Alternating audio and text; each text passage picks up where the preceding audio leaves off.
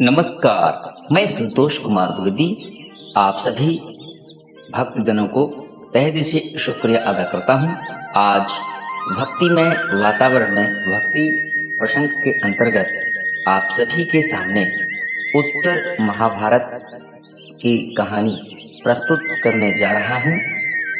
ये कहानी है बब्रू वाहन की। जी हाँ, एक बार की बात है। पांडव पुत्र अर्जुन मैत्री स्थापित करने के लिए सभी प्रांतों में भ्रमण कर रहे थे। सर्वप्रथम वो नागलोक की यात्रा किए। नागलोक की यात्रा के अंतर्गत नाग कन्या उल्लूपी से उन्होंने विवाह किया। उल्लूपी से विवाह करने के बाद मैत्री संबंध स्थापित करने के लिए वो मणिपुर पहुंचे। मणिपुर की एक राजकुमारी थी चित्रांगदा, उनसे भी उन्होंने विवाह किया और बड़े प्रेम से वहीं पर रहने लगे। किंतु जैसे ही अर्जुन उल्लूपी को छोड़ करके नागलोक से मणिपुर पहुंचे और उल्लूपी को यह समाचार प्राप्त हुआ कि अर्जुन ने एक और विवाह कर लिया, इस कारण से हमें छोड़कर यहाँ से चला गया। तब उल्लूपी ईर्ष्यावश जलनवश चित्रांगदा को बदनाम करने के लिए अपने सेनापति चांडक को वहां पर भेजा और कहा कि चित्रांगदा और अर्जुन के प्रेम में आप खलल डाल दो, कुछ ऐसा भ्रम उत्पन्न कर दो जिससे दोनों का प्रेम टूट जाए। इस जलन की भावना से ग्रसित होकर उल्लूपी ने चांडक को मणिपुर भेज दिया। चांडक ने अर्जुन के शयन कक्ष में, जहाँ पे चित्रांगदा निवास करती थी, वहां खिड़की से नीचे कूदा और फिर चला गया। यह दृश्य जब अर्जुन ने देखा तो अर्जुन को भ्रम हो गया कि संभवतः चित्रांगदा किसी और पुरुष से मिलती है, क्योंकि ठीक उसी समय चित्रांगदा बाहर निकली थी और वह कामदेव और रति का धन्यवाद स्थापित करने के लिए गई थी, क्योंकि उन्हीं के परिणाम स्वरूप उन्हें अर्जुन पति रूप में प्राप्त हुए थे।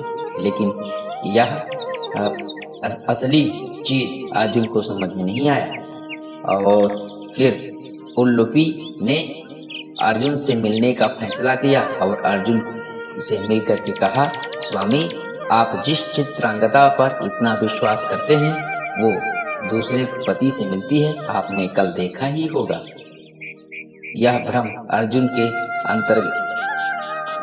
अंतर हृदय में समा गया और परिणाम स्वरूप अर्जुन ने चित्रांगदा को त्याग कर देने का फैसला किया, जबकि उस समय चित्रांगदा अर्जुन की बेटे की मां बनने वाली थी। और चित्रांगदा को भला बुरा कह करके अर्जुन वहां से विदा लिया और हस्तिनापुर यानी इंद्रप्रस्थ वापस पहुंच गया। जी हाँ, उसके बाद तो महाभारत का इतना भीषण युद्ध छिड़ गया जिसके वजह से अर्जुन को दोबारा मणिपुर जाने का अवसर ही नहीं प्राप्त हुआ। भक्तजनों, यह बताना चाहूंगा कि महाभारत समाप्ति के उपरांत शांति यज्ञ हुआ और शांति यज्ञ स्थापित करने के लिए सारे विश्व में शांति हो, इसलिए शांति यात्रा यानी सद्भावना रैली लेकर अर्जुन अपने सैनिकों के साथ सभी देशों में, सभी स्थानों में भ्रमण कर रहा था। तो जब वह सद्भावना रैली के अंतिम पड़ाव पर मणिपुर पहुंचा तो अचानक ही उसे चित्रांगदा का स्मरण हुआ और उसके अंतरंग में प्रेम प्रफुल्लित होने लगा। रात का समय था, वह ये सोच रहा था कि कल हम चित्रांगदा से मिलेंगे और जो मैंने उसके साथ भूल किया है उसकी क्षमा मांगेंगे।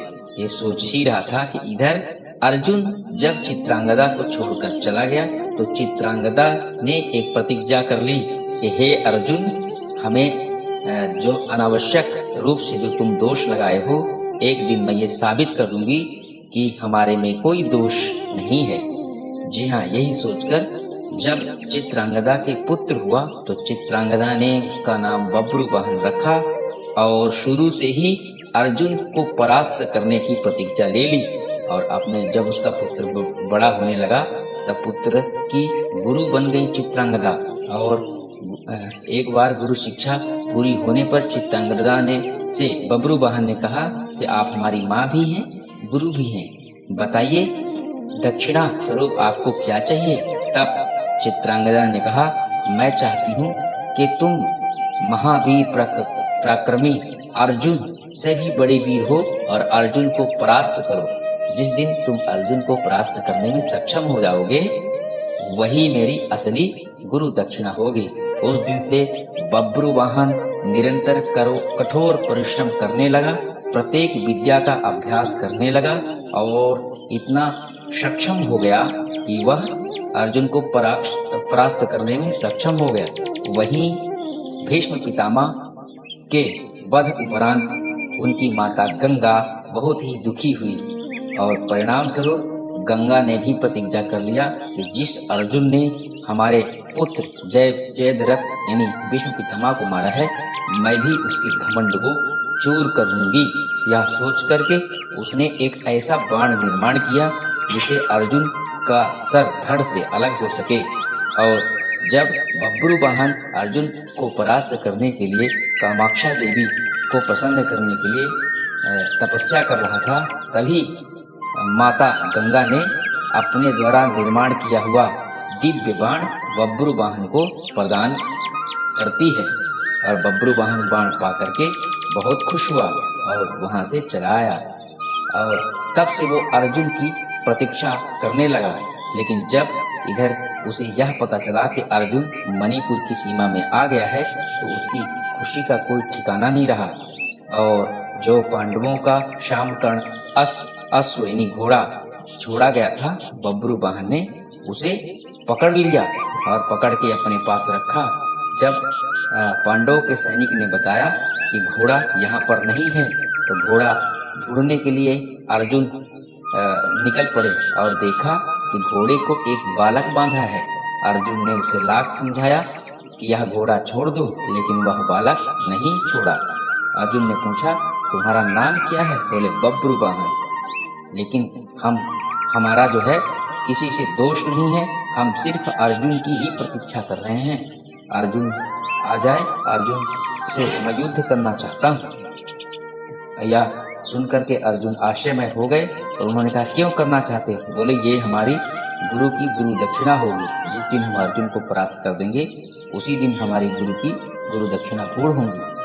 इतनी बात सुन करके अर्जुन बोले, तुम अभी घोड़ा छोड़ दो।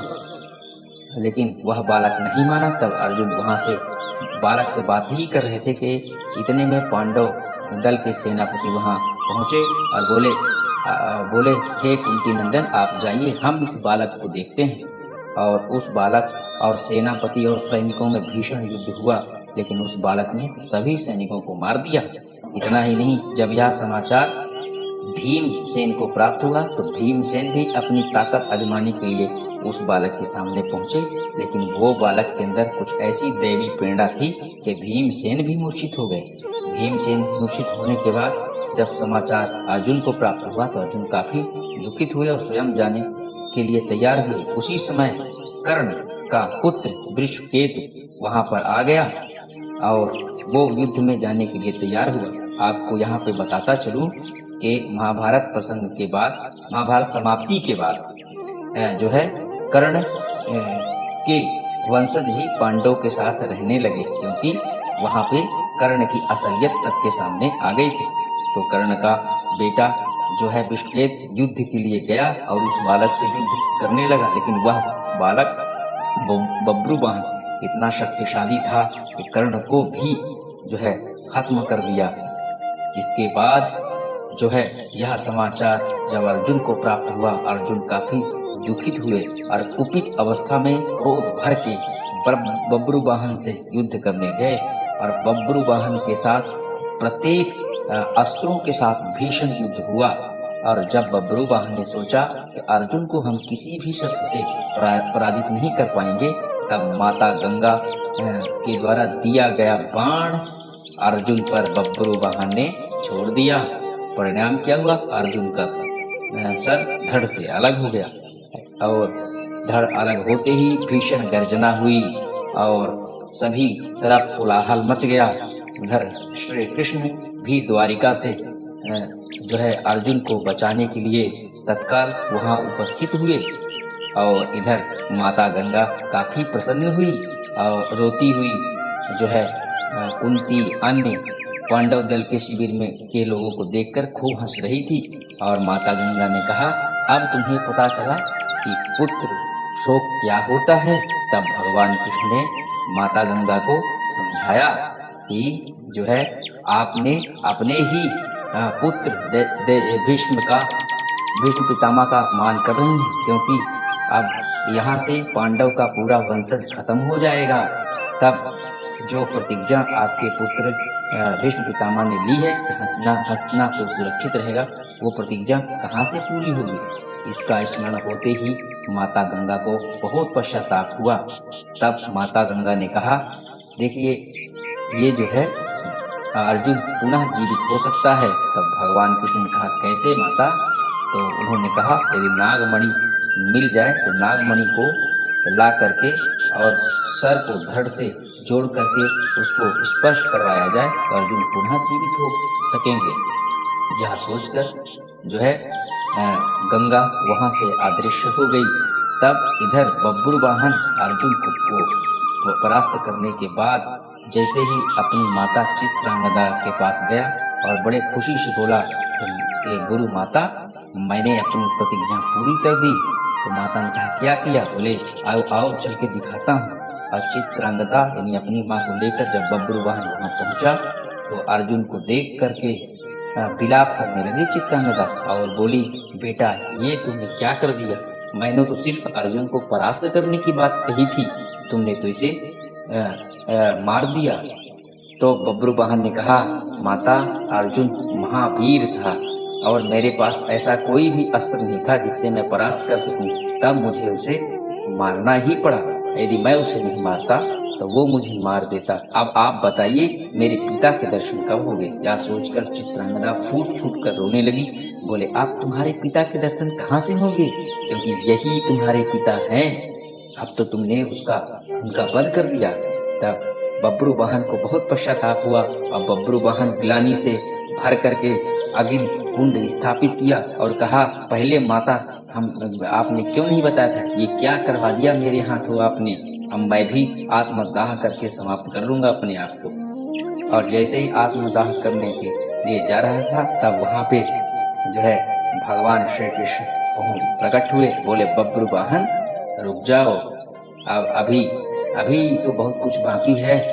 और फिर बताएं, कृष्ण भगवान सबको बताए कि यदि नागमणि मिल जाए तो अर्जुन पुनः जीवित हो सकेगा। तब बब्रुवाहन बोला, आप चिंता मत करिए, नागमणि हम लेकर के आएंगे। तब चित्रांगदा और बब्रुवाहन नागलोक गए। वहां पे अपनी बड़ी मम्मी और उल्लपी की सहायता से वहां से नागमणि लेकर के वापस आए और अर्जुन के सर को धड़ से जोड़ा गया और जोड़ते ही अर्जुन जीवित हो उठे और समस्त सेना जो समाप्त हो गई थी उन सबको उस नागमणि के द्वारा जीवित कर दिया गया। और फिर सब लोग एक दूसरे के साथ मिलकर गले मिले और अर्जुन जो कि अपने संतान के प्रेम से अनजान थे, उस रहस्य को भगवान श्री कृष्ण ने प्रकट किया। तो अर्जुन भी अपने पुत्र बब्रुवाहन को सीने से लगा लिए और उसकी पराक्रम और बहादुरी देखकर सब लोग आश्चर्यचकित हो गए। तो जी हाँ, अर्जुन को एक अर्जुन ही मार सकता है। और चित्रांगदा ने बब्रुवाहन को परम वीर बनाकर ये सिद्ध कर दिया कि वह अर्जुन का ही असली बेटा है, जो अर्जुन से भी शक्तिशाली है। तो साथियों, इस प्रकार से ये प्रसंग समाप्त हुआ। आशा ही नहीं अपितु पूर्ण विश्वास है कि आप लोगों को अवश्य यह प्रसंग पसंद आया होगा। जी हाँ, तो आप सभी का बहुत बहुत धन्यवाद। और जय श्री राम कहते हुए मैं अपनी वाणी को करता हूँ विराम। जी हाँ, संतोष कुमार द्विवेदी, देश की राजधानी दिल्ली से। नमस्कार।